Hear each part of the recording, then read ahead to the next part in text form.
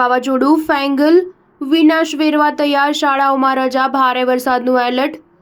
Fengal વાવાઝોડાની અસર ભારતના વિવિધ ભાગોમાં જોવા મળી રહી છે, જેના કારણે કેટલાક વિસ્તારોમાં ભારે વરસાદના અણસાર છે, જ્યારે તમિલનાડુ અને પુડુચેરીમાં ચેતવણી જારી કરતા શાળાઓ પણ બંધ કરી દેવામાં આવી છે. ભારતીય હવામાન વિભાગના જણાવ્યા અનુસાર હાલમાં બંગાળની ખાડીમાં ફેંગલ વાવાઝોડું તીવ્ર બની રહ્યું છે, જેના કારણે આગામી 48 કલાકમાં ભારે પવન સાથે ભારે વરસાદ પડશે. તમિલનાડુ, પુડુચેરી અને આંધ્રપ્રદેશના દરિયાકાંઠાના વિસ્તારોમાં પણ પૂરની ચેતવણી જારી કરવામાં આવી છે. પુડુચેરીના ગૃહમંત્રી એ નમસિવાયમે અહીંની તમામ શાળાઓમાં આગામી 2 દિવસ માટે રજાની જાહેરાત કરી છે. ચેન્નઈ પ્રાદેશિક હવામાન કેન્દ્રના નિર્દેશક એસ બાલાચંદ્રને કહ્યું કે બંગાળની ખાડીમાં તીવ્ર દબાણનો વિસ્તાર બની રહ્યો છે, તેમજ વાવાઝોડું નાગાપટ્ટિનમ દક્ષિણ પૂર્વથી લગભગ 310 કિલોમીટર, પુડુચેરી દક્ષિણ પૂર્વથી 410 કિલોમીટર અને ચેન્નઈથી 480 કિલોમીટર દૂર છે, જ્યારે તમિલનાડુમાં નીચાણવાળા અને દરિયાકાંઠાના વિસ્તારોમાં રહેતા લોકોને સલામતીના ધોરણોનું પાલન કરવા માટે કહેવામાં આવ્યું છે. પ્રાદેશિક હવામાન કેન્દ્રના જણાવ્યા અનુસાર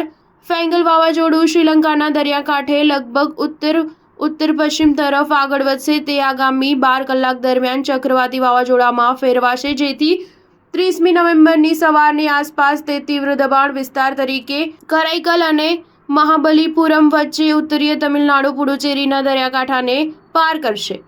આ સમયગાળા દરમિયાન 50થી 60થી 70 કિલોમીટર પ્રતિ કલાકની ઝડપે પવન ફૂંકાવાની શક્યતા છે. હવામાન વિભાગના જણાવ્યા અનુસાર 29 અને 30 નવેમ્બરે તમિલનાડુના કેટલાક ભાગોમાં ભારેથી અતિભારે વરસાદ પડી શકે છે, જેમાં દક્ષિણ આંધ્રપ્રદેશ, યાનમ અને રાયલસીમામાં 29 નવેમ્બરે ભારે વરસાદની સંભાવના છે. સ્ટાર ન્યૂઝ 7 હંમેશા સચ્ચાઈની સાથે.